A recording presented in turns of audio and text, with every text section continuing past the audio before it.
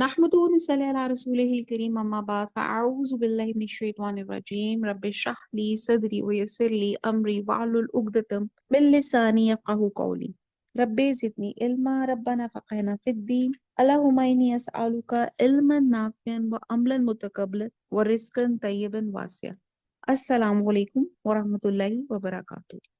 آج ہم پارہ نمبر 25 ہے، سورہ شورا شروع کریں گے۔ شورا شورا جیسے جیسے وہ کہتے ہیں نا مجلس شورا یا شورا مشاورت سے جو لفظ ہے، تو یہاں پہ مشورے کی امپورٹنس کے بارے میں خاص طور پہ یہاں مینشن کیا گیا ہے، تو وہ ہم جب آئے گا تب ہم انشاءاللہ تعالیٰ پڑھیں گے کہ یہ کون سی مشاورت کا اللہ سبحانہ تعالیٰ یہاں پہ بیان فرما رہے ہیں۔ سورہ شورا قرآن مجید کی 42ویں سورت ہے، یہ 25ویں پارے میں ہے، مکی سورت ہے، اس کی 53 آیات ہیں، 5 رکوع ہیں، اور سورہ شورا حامیم کے لفظ سے شروع ہونے والی تیسری سورت ہے، جو حوا میم سورتوں کا جو زمان نزول قریب قریب ہے، اور ان کے مضامین میں جو حوا میم والی صورتیں ان میں یکسانیت بھی پائی جاتی ہے۔ اور سورہ شورا کے مطالعے سے معلوم ہوتا ہے کہ یہ سورت مکی دور کے آخر میں نازل ہوئی تھی، جب اہل مکہ کی مخالفت اور بغض جو تھا وہ عروج پر تھا۔ اور اس سورت کا نام آیت نمبر 38 کے الفاظ وَأَمْرُهُمْ شُورَى بَيْنَهُمْ اور اپنے معاملات آپس کے مشورے سے چلاتے ہیں سے لیا گیا ہے۔ تو بہرحال ہم دیکھتے ہیں کہ سورہ شورا کا مرکزی موضوع عقیدہ توحید، رسالت اور آخرت کا اسباب اور خاص طور پہ باہمی اتحاد اور اتفاق کا بیان ہے۔ جی اب ہم شروع کرتے ہیں۔ اور حامیم عین سین قاف یہ حروف مقطعات ہیں اور ان کے میننگ اللہ سبحانہ تعالیٰ ہی جانتے ہیں۔ آگے چلتے ہیں۔ کذالک کذالک اسی طرح یوہی وہی بھیجتا ہے۔ اچھا یوہی جو لفظ ہے نا یہ ایسے ہے کہ ایک ایسا تیز خفیہ اشارہ جو جس کو کیا جائے صرف وہ اس کو پتا چلے اور دوسرے کو پتہ ہی نہ چلے اور کوئی اس کے ساتھ شریک نہ ہو، اور یہ ایک طرح سے بڑا محفوظ ایک اشارہ ہے۔ تو یوں ہی جو اللہ سبحانہ تعالیٰ جو وہی کرتے یہ وہ ہے کہ کذالک اسی طرح یوں ہی وہی بھیجتا ہے الیکا تیری طرف وَإِلَىٰ اور طرف الذین ان لوگوں کے جو من قبلیک جو تجھ سے پہلے تھے، اللہ اللہ العزیز غالب الحکیم حکمت والا ہے۔ با محاورہ پڑھتے ہیں۔ حامیم عین سین قاف خدائے غالب و دانا اسی طرح تمہاری طرف مضامین اور براہین یعنی کہ جو اشارے ہیں بھیجتا ہے، جس طرح تم سے پہلے لوگوں کی طرف وہی بھیجتا رہا ہے۔ اب ان آیات کا کچھ پس منظر یہ ہے، بلکہ پہلی 4 آیات کا کچھ پس منظر یہ ہے کہ کفار مکہ حضور صلی اللہ علیہ وسلم کے بارے میں مگوئیاں کر رہے تھے کہ یہ باپ دادا اور ہمارے سارے عرب کے خلاف ایک دین پیش کر رہا ہے، اور کہتے ہیں کہ صرف ایک ہی اللہ کی عبادت کرو۔ یہ لگتا ہے اس نے اپنے پاس سے کوئی بات بنا لی ہے، اور یہ کہتے ہیں کہ یہ اللہ کا کلام ہے۔ ان 6 مگوئیوں پہ بظاہر حضور صلی اللہ علیہ وسلم کو خطاب کرتے ہوئے مگر دراصل کفار کو سناتے ہوئے اللہ سبحانہ تعالیٰ فرما رہے ہیں کہ یہ غالب اور حکیم، یہ اللہ سبحانہ تعالیٰ دین کی تعلیم کی وحی فرما رہے ہیں، جس طرح پہلے انبیاء علیہ السلام پہ وحی نازل ہوتی رہی تھی کہ زمین و آسمان میں جو کچھ ہے اس ایک اللہ کا ہے اور اسی کی عبادت کرو اور صرف اسی کی ہوگی۔ اب مکی دور میں حق اور باطل کے درمیان میں جو اختلافی مسائل تھے وہ 2 ہی تھے۔ ایک یہ جو آج بھی یہی ہیں، جتنے بھی کرٹکس ہیں ہمارے دین کے، ان کے اختلافی مسئلے 2 ہی آتے ہیں، بلکہ 3 آتے ہیں۔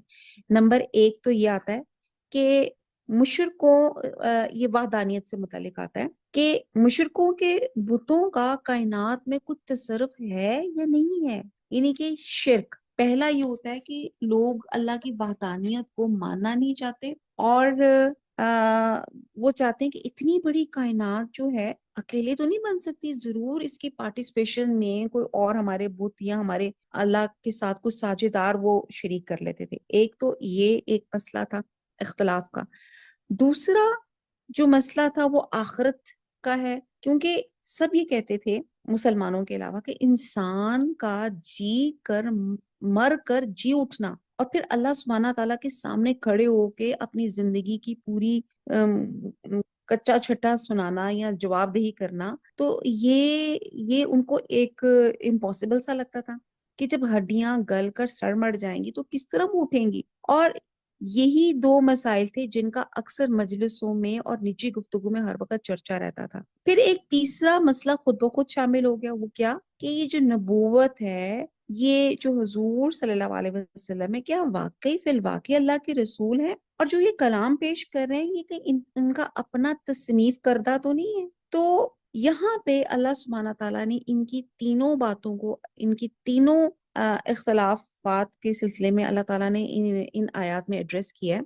और यहाँ पे काफिरों के एतराजात का जवाब दिया गया है, और एतराजात का जिक्र किए बगैर अल्लाह सुब्हाना ताला इनके सवालों के जवाब दे रहे हैं। और यही सूरत का इफ्तिताह है। और इस सूरत की जो तीसरी आयत दरअसल इन तीनों एतराजात का खूबसूरत सा जवाब पेश कर रही है, और वो कुछ ये दे रही है कि वो अल्लाह जो जबरदस्त है, हिकमत वाला है, आपकी तरफ और आपसे पहले रसूलों की तरफ इसी तरह वही करता रहा है। यानी कि ये कोई नया नजरिया नहीं है, बाकी पहले भी अंबिया को वही की जाती थी। और पहले तो बात ये कि ये जो तौहीद के बारे में लोग जिक्र कर रहे हैं कि अल्लाह वाहिद है। और फिर दूसरा बात ये कि ये कुरान जो है ये अल्लाह की तरफ से नाजिल शुदा है, और इसकी जो आयात है हिकमत से लबरेज हैं, क्योंकि अल्लाह सुब्हाना ताला खुद हकीम है, इसके अलावा गालिब है, जबरदस्त है, और वो मुखालफिन की मुखालफत के बावजूद अपने कलमे का बोल वाला करने की कुव्वत और कुदरत भी रखते हैं।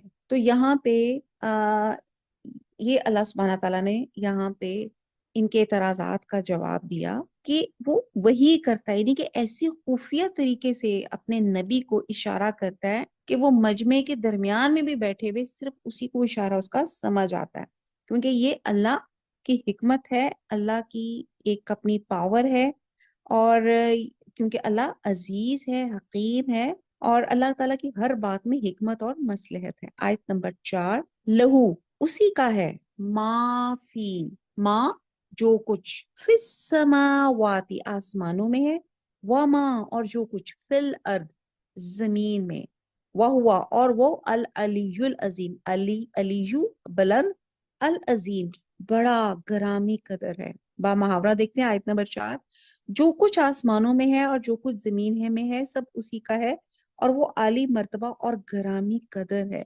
अब यहाँ पे अल्लाह ताला की कितनी क्वालिटीज पहले आई, गालिब है, हकीम है, फिर यहाँ बताया कि अल अलीयुल अजीम है। और दुनिया में कायनात जो हमें एक नजर आती है, जो हमें एक जमीन या एक आसमान नजर आता है, ये जो अल्लाह की सातों जमीन और सातों आसमान, गैलेक्सी और पता नहीं क्या कुछ जिसको अभी तक इंसान डिस्कवर भी नहीं कर सका, ये अल्लाह सुब्हाना ताला का है।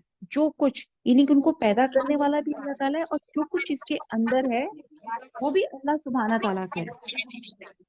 तो इस आयत में बुतों या माँ सवा अल्लाह की खुदाई का अकली दलील है, अकली दलील से रद्द पेश किया गया है ये बुतों की, कि अल्लाह सुब्हाना ताला खालिक के अर्जो समा है, और वो इन सब चीजों के मालिक हैं, और वो चीजें इसकी मखलूक है, इसकी मलकियत है, और वो इस तमाम कायनात से बुलंदतर और बुजुर्गतर है। फिर भला इसकी मखलूक को, इसकी ममलूका चीजों को इसके मुकाबले में हकीर तरीन मखलूक को इसका शरीक कैसे बनाया जा सकता है, और उसके अख्तियारात में और तसरुफात में इन चीजों को कैसे हिस्सादार समझा जा सकता है। अब आप देखें यहाँ पे वहदानियत की अल्लाह ताला कितनी खूबसूरत तरीके से दलील पेश कर रहे हैं कि अल्लाह मालिक है। अल्लाह जिन चीजों को मालिक है, जिनको अल्लाह ताला ने पैदा किया, वो अल्लाह ताला के साथ नाउजुबिल्लाह किस तरह साझेदार बन सकती हैं, कैसे शरीक बन सकती हैं।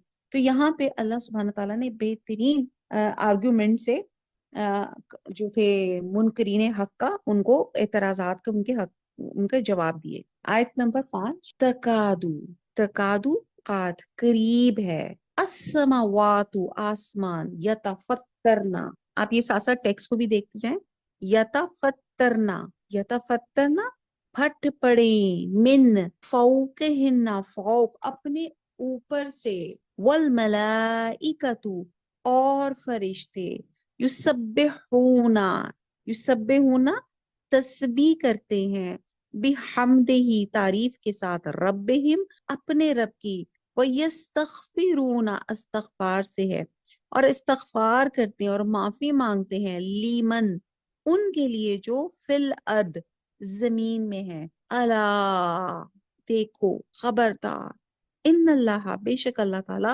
ہوا وہ الغفور الرحیم، غفور بخشنے والا ہے، رحیم مہربان ہے۔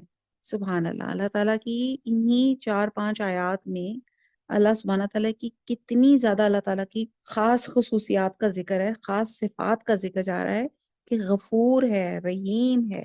با محاورہ دیکھتے ہیں آیت نمبر 5، قریب ہے کہ آسمان اوپر سے پھٹ پڑے اور فرشتے اپنے پروردگار کی تعریف کے ساتھ اس کی تسبیح کرتے رہیں، اور جو لوگ زمین میں ہیں ان کے لیے معافی مانگتے رہیں۔ سن رکھو، اللہ بخشنے والا مہربان ہے۔ ایکچولی مشرکین مکہ فرشتوں کو اللہ کی بیٹیاں قرار دیتے تھے، اس طرح وہ اللہ کی دوہری توہین کے مرتکب ہوتے تھے، نعوذ باللہ۔ ایک تو اولاد قرار دینا، نسبی رشتہ قائم کرنا، اور دوسرے اللہ کے لیے بیٹوں کی بجائے بیٹیاں تجویز کرنا، اور بیٹا مملوک نہیں بلکہ ہمسر ہوتا ہے۔ اب سوال یہ ہے کہ کائنات کا خالق اگر ایک کے بجائے دو بھی ہوتے تو یہ نظام کائنات دھرم برم ہو جاتا، اور پھر ان لوگوں نے تو اللہ کے کئی نسبی رشتہ دار بنا ڈالے۔ ان کے کہنے کے مطابق تو آسمانوں کو کب کا پھٹ پڑنا چاہیے تھا، لیکن تدبیر امور کائنات میں معمور فرشتے ایسی باتوں سے اللہ کی ہر وقت پاکیزگی بیان کرتے، تسبیح بیان کرتے رہتے ہیں، اور اس کی حمد اور ثنا میں مشغول رہتے ہیں۔ پھر وہ اہل زمین کے ایسے گندے خیالات پر ان کے لیے بخشش کی دعا بھی کرتے رہتے ہیں، پھر اللہ ان کی دعا قبول کرتا ہے اور ایسے مجرموں سے درگزر کیے جاتا ہے، اور ورنہ ان کے اعمال تو ایسے ہیں کہ ان پر آسمان کے ٹکڑے گرا کر انہیں فوراً ہلاک کر دیا جاتا ہے۔ اب یہ دیکھیں کہ یہ آج دنیا میں ہمیں کسی کو پتا چلے بیٹی پیدا ہونی ہے یا بیٹی ہوتی ہے تو ہمارے کیسے منہ بن جاتے ہیں، اور یہاں پہ جو منکرین حق ہیں یہ کیا کرتے ہیں، وہ کہتے ہیں کہ اللہ کی جو اللہ کی اولاد ثابت کرتے ہیں، اور وہ بھی فرشتوں کو اللہ کی بیٹیاں قرار دیتے ہیں، اور اللہ کی انسلٹ کر رہے ہیں۔ تو یہاں پہ بتایا جا رہا ہے کہ جو اگر ایسی باتیں کرتے ہیں، قریب ہے کہ آسمان اوپر سے پھٹ پڑے، اور اللہ سبحانہ تعالیٰ نے جو فرشتے بنائے ہیں یہ تو اللہ کی تسبیح بیان کرتے رہتے ہیں۔ اچھا، اور تسبیح کے ساتھ ساتھ یہاں پہ ایک اور بھی فرشتوں کا کام بتایا گیا، اور ویسے ان جرنل تو آپ کو پتہ ہی ہوگا فرشتے کرتے کیا ہیں۔ کوئی بتائے گا، کوئی فرشتوں کے کوئی کام بتائے مجھے؟ فرشتے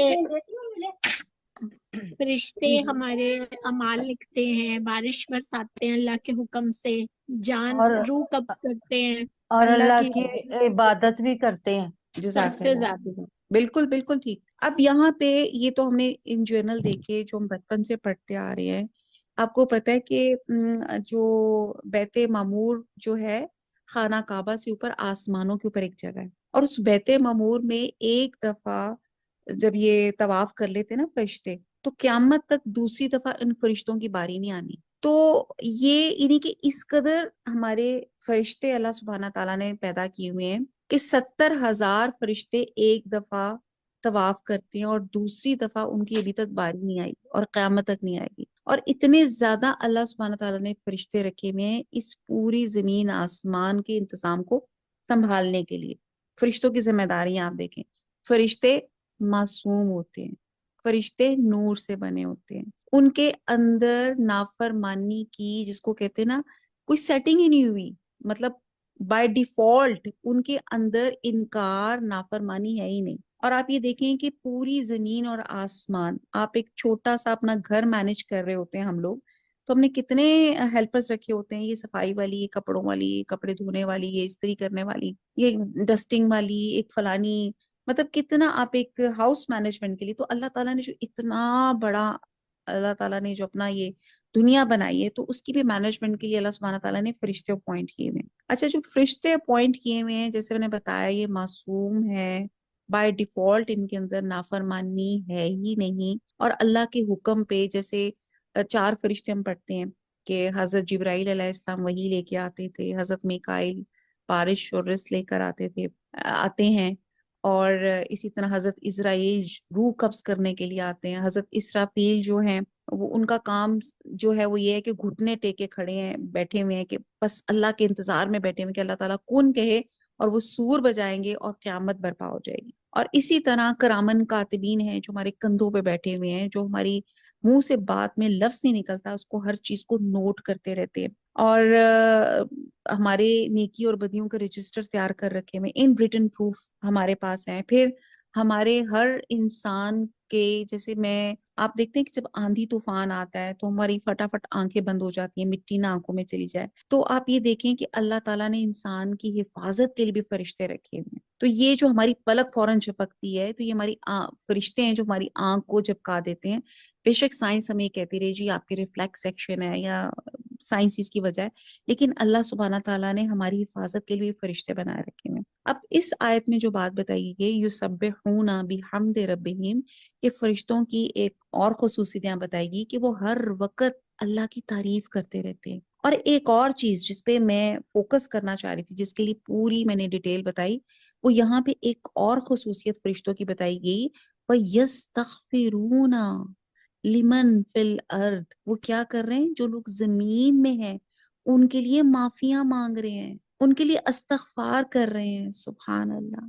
آپ یہ دیکھتے ہیں کہ یہ فرشتوں کی یہ ڈیوٹی بھی ہے کہ ہم انسانوں کے لیے کتنی ہم غلطیاں کرتے ہیں۔ ابھی دیکھیں اس وقت تو اگر ہم دیکھا جائے تو پاکستانی اگر 3:30 بج رہے ہیں تو کتنے ابھی صبح سے اب تک ہم کتنے کئی گناہ کئی چیزیں ایسی کر چکے ہوں گے، ملازموں کو جھڑک چکے ہوں گے، کسی بے وجہ پہ جھوٹ بول چکے ہوں گے، ٹائم کی غلطی کے لیے کچھ چھوٹا موٹا کچھ کر چکے ہوں گے، لیکن اللہ تعالیٰ یہ دیکھیں کہ فرشتے ہمارے لیے دعائیں کر رہے ہیں۔ کیا ہم لوگ اس قابل ہیں کہ فرشتے، اللہ تعالیٰ نے فرشتوں کو اپوائنٹ کر دیا کہ وہ ہمارے لیے استغفار پڑھ رہے ہیں؟ تو اسی لیے آگے لکھا جا رہا ہے الا ان اللہ هو الغفور الرحیم، سن رکھو اللہ بخشنے والا مہربان ہے۔ اچھا جی آگے چلتے ہیں، آیت نمبر 6 ہے والذین، اور جن لوگوں نے اتخذوا اخذ سے بنائے، من دونی ہی، اس کے سوا،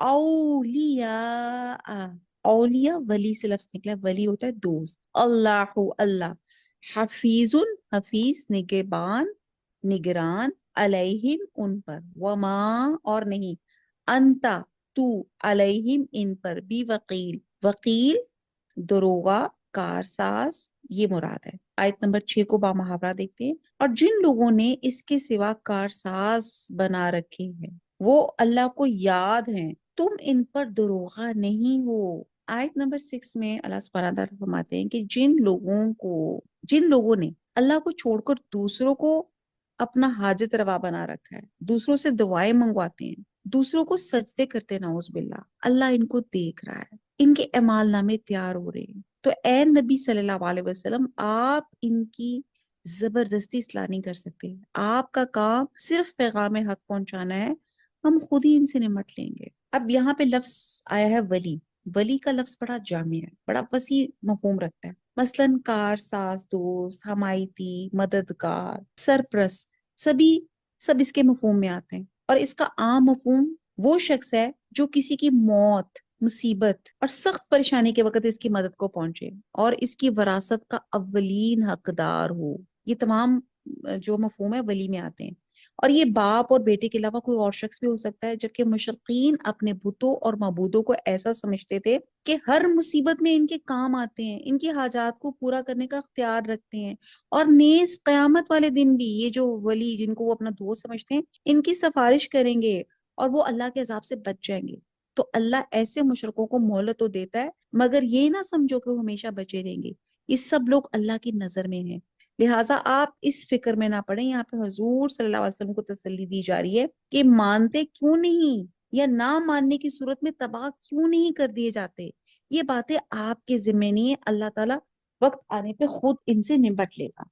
اچھا جی اب یہاں پہ مہلت دی ہوئی ہے لوگوں کی ناپاک جسارتوں کو اگنور اللہ سبحانہ تعالیٰ کرتا، اولیاء جیسے ولی کی جمع ہے، اور تو یہاں پہ ولی جو ہے کوئی مافوقل فطرت طریقے سے کیا خیال آپ کی مدد کرے گا، سپر نیچرل طریقے سے. تو یہاں کو اللہ کو چھوڑ کر کسی اور کو سرپرست سمجھنا اور کسی سپر نیچرل معجزے سے اپنے سمجھنا کہ ہم اپنی افات سے مصیبتوں سے بچ جائیں گے اور شاید یہ ہمارا کوئی سچا مددگار ہے، تو یہ سب شرک ہے. ان سب کی نگرانی اللہ تعالیٰ کر رہے ہیں. اور یہاں پہ حضور صلی اللہ علیہ وسلم کو سمجھایا جا رہا ہے، تسلی دی جا رہی ہے. ان کو اپنی امت کی بڑی فکر ہے. آخری مومنٹ پہ بھی، ڈیتھ بیڈ پہ بھی وہ کہتے تھے امتی میری امت کا کیا بنے گا. تو یہاں پہ آپ صلی اللہ علیہ وسلم کو تسلی دی جا رہی ہے کہ آپ غیب نہیں جانتے. قسمتیں بنانا بگاڑنا، فائدہ نقصان، سب کچھ اللہ سبحانہ تعالیٰ کے ہاتھ میں ہے. اور آپ جو ہے، آپ کا کام ان کو پیغام پہنچانا ہے. اس پہ وہ عمل کریں نہ کریں، اپنے آپ کو مصیبت میں ڈالیں، آپ اس پہ پریشان نہ ہو. تو جیسے ہم نے آیت نمبر 5 میں پڑھا کہ فرشتے جب انسانوں کی ناروا باتیں سنتے ہیں تو کانپ اٹھتے ہیں کہ کس طرح یہ لوگ اللہ کی ناقدری کر رہے ہیں، شرک کر رہے ہیں، کفر کر رہے ہیں، اللہ کی آیات کا مذاق اڑا رہے ہیں، اللہ سے شکوے کر رہے ہیں، خواہ اللہ کے بارے میں بدگمانی کر رہے ہیں. تو جو کچھ مخلوق کرتی ہے تو فرشتے ڈر جاتے ہیں، اور ان باتوں کی وجہ سے اللہ تعالیٰ کا عذاب، وہ ڈر جاتے ہیں کہ ان پہ عذاب نہ آ جائے، اور وہ زمین والوں کے لیے حق میں استغفار کرتے رہتے ہیں، ان کی طرف سے معافی مانگتے رہتے ہیں. اور حضور صلی اللہ علیہ وسلم بھی ایسی باتیں سن کر، جو لوگ اللہ کا مذاق اڑاتے تھے، وہ ان کو فکر ہوتی تھی اپنے لوگوں کی، اپنی امت کی، کہ میری امت ان غلط کاموں میں پڑ کر جہنم کی آگ کے حوالے نہ ہو جائیں، تو وہ فکر کرتے تھے. تو یہاں پہ اللہ سبحانہ تعالیٰ ان کو، حضور صلی اللہ علیہ وسلم کو تسلی دے رہے ہیں. کیا تسلی دے رہے ہیں؟ کہ آپ کا کام پیغام پہنچانا ہے. اب عمل کریں نہ یہ کریں، یہ انسان خود اپنے اوپر ظالم بن کر بیٹھا ہوا ہے. آپ ان پہ وکیل نہیں ہیں، آپ کا کام پیغام پہنچا دینا ہے. اور یہ جو اللہ کو چھوڑ کے دوسرے ولی مقرر کر لیتے ہیں اور اللہ سے نہیں ڈرتے اور لوگوں سے ڈر رہے ہوتے ہیں، تو پھر قیامت والے دن یہ خود اپنا حشر خود دیکھ لیں گے. آیت نمبر 7، وَكَذَلِكَ، اور اسی طرح، اوحینا، وہی کی ہم نے، الیکا، تمہاری طرف، قرآن عربین عربی، لی تنذرا، نظر، تاکہ تم ڈر جاؤ، ام القرا اہل مکہ کو، ام القرا، ومن، اور جو، حولہا، حول اس کے ارد گرد ہے، وہ تنظرو، اور خوف دلاؤ یا ڈراؤ، یوم الجمعی، یہ قیامت کا ایک نام ہے، جمع ہونے کے دن کا، لا ریبہ، نہیں شک، فی، اس میں، فریقن، ایک فریق، فی الجنتی، جنت میں، و فریقن، اور ایک فریق، فی السعیر، سعیر دوزخ میں. سعیر ایک دوزخ کا نام ہے. آیت نمبر 7 میں ہے بامحاورہ. اور اسی طرح تمہارے پاس قرآن عربی میں بھیجا گیا تاکہ تم بڑے گاؤں، یعنی کہ مکہ کے رہنے والوں کو اور جو لوگ اس کے ارد گرد رہتے، ان کو رستہ دکھاؤ، اور انہیں قیامت کے دن کا بھی، جس میں کچھ شک نہیں، خوف دلاؤ. اس روز ایک فریق بحشت میں ہوگا اور ایک فریق دوزخ میں. اب یہ قرآن جو ہے، یہ جو آخری پارے چل رہے ہیں، یہ بہت ڈرانے والے ہیں. اور یہاں پہ اللہ سبحانہ تعالیٰ نے انسان کی قسمت، اللہ تعالیٰ نے اس کے اعمال کے تھرو اس کے ہاتھ میں دے دی کہ یہ اپنا ظلم اپنے اوپر کرنا چاہتے ہو تو اپنی عاقبت خراب کر لو، غلط کام کر لو اور جہنم میں چلے جاؤ، اچھے کام کر لو تو بہشت میں چلے جاؤ. تو قرآن ساری دنیا کے لیے ہدایت ہے. ہدایت نہیں لوگے تو پھر اپنے آپ کو رسوا کرو گے. تو اب آپ ٹیکسٹ کو دیکھیں، اللہ سبحانہ تعالیٰ یہاں پہ emphasized کر رہے ہیں کہ اسی طرح تمہارے پاس قرآن عربی میں بھیجا گیا، یعنی کہ اس وقت کے جب اللہ سبحانہ تعالیٰ نے حضور صلی اللہ علیہ وسلم کو جب وحی بھیجی تو وہاں کے لوگ کی جو نیٹو لینگویج تھی وہ عربی تھی. تو اللہ سبحانہ تعالیٰ نے عربی میں بھیجا تاکہ ان کو سمجھنا آسان لگے. اور کہاں بھیجا؟ ام القرا. ام القرا سے مراد مرکزی بستی، بڑا شہر، بڑا گاؤں. اور یہاں اس سے مراد ام القرا سے مکہ معظمہ ہے، جہاں اللہ کا گھر موجود ہے اور جو تمام دنیا کے لوگوں کے جمع ہونے کے لیے مرکز، سینٹر بنا دیا گیا، اور ویسے بھی سینٹر آف دا ارتھ ہے. اور اس کے کہا گیا ومن حولہا، اور اس کے ارد گرد سے مراد صرف آس پاس کے علاقے یا ملک نہیں بلکہ پوری زمین مراد لی گئی ہے، کیونکہ پوری روئے زمین کا مرکز خانہ کعبہ ہے، اللہ کا گھر ہے۔ گویا اس آیت میں چند بنیادی باتوں کا انتہائی اختصار کے ساتھ ذکر کیا گیا۔ ایک یہ کہ قرآن اہل عرب کی اپنی ہی زبان میں نازل کیا گیا تاکہ ان کو سمجھنے میں دشواری نہ محسوس ہو، اور لوگ مخصوص قسم کے علماء کے محتاج ہو کے نہ رہ جائیں، بلکہ تمام اہل عرب اس سے براہ راست استفادہ حاصل کریں۔ اور دوسرا یہ کہ آپ صلی اللہ علیہ وسلم کی دعوت صرف اہل مکہ کے لیے نہیں بلکہ تمام دنیا کے لیے ہے۔ اور تیسرا یہ کہ آپ کی بعثت کا بنیادی مقصد یہ ہے کہ آپ دنیا بھر کے لوگوں کو قیامت کے دن واقع ہونے والے واقعات اور ان کے اعمال کی جزا سزا سے پوری طرح خبردار کر دے، یعنی کہ جتنے بھی انسان اور جن پیدا ہوں گے ان سب کو اس دن اکٹھا کیا جائے گا۔ دنیا میں تو کئی مذاہب ہیں اور پھر ہر مذہب کے 20 فرقے ہوں گے، مگر اس دن پوری مخلوق کے صرف 2 گروہ ہوں گے۔ آپ دیکھتے ہیں ہم مسلمانوں میں بھی کتنے فرقے ہیں، ٹھیک ہے، پھر ہم دیکھتے ہیں کہ کرسچینٹی میں بھی کتنے فرقے ہیں، ٹھیک ہے، اس میں بھی کیتھولکس ہیں، آرتھوڈوکس ہیں، پروٹیسٹنٹس ہیں، اور اسی طرح کافروں کے بھی، مشرکوں کے بھی کتنے گروپس ہیں۔ لیکن قیامت والے دن صرف 2 گروپس ہوں گے، ایک ہوگا اہل جنت، یہیں پہ ہم دعا مانگتے ہیں اسی آیت کو وسیلہ بنا کے، اللہم انی اسالک جنت الفردوس، اللہم انی اسالک جنت الفردوس، اللہم انی اسالک جنت الفردوس۔ اور دوسرا فرقہ ہوگا اہل دوزخ، ٹھیک ہے جی، تو یہاں پہ بھی دعا مانگ لیتے ہیں، اللہم اجرنا من النار، اللہم اجرنا من النار، اللہم اجرنا من النار۔ اور ایک اور تیسرے گروپ کا بھی ذکر آتا ہے جس کو اعراف والے کہا جاتا ہے۔ کون بتائے گا اعراف والے کون تھے؟ سورہ اعراف میں ہم بہت ڈیٹیل سے پڑھ چکے ہیں۔ جو ابھی جنت میں گئے نہیں ہیں اور جنت میں جانے کے انتظار میں۔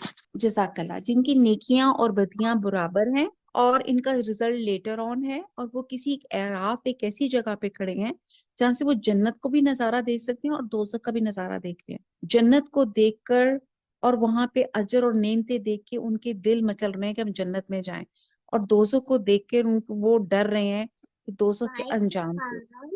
تو بہرحال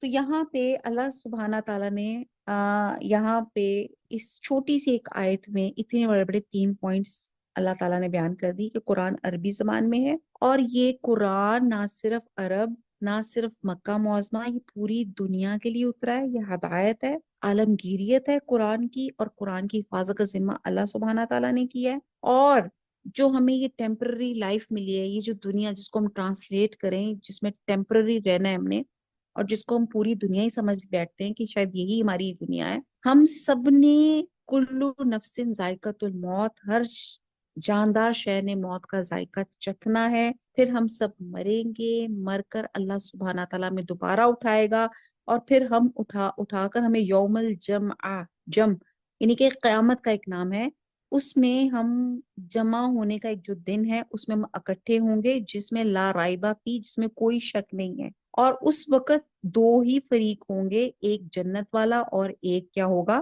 سعیر بھڑکتی ہوئی آگ، یعنی کہ ایک دوزخ والا ہوگا۔ وما علینا الا البلاغ، سبحانک اللہم وبحمدک، نشہد لا الہ الا انت، نستغفرک ونتوب الیک۔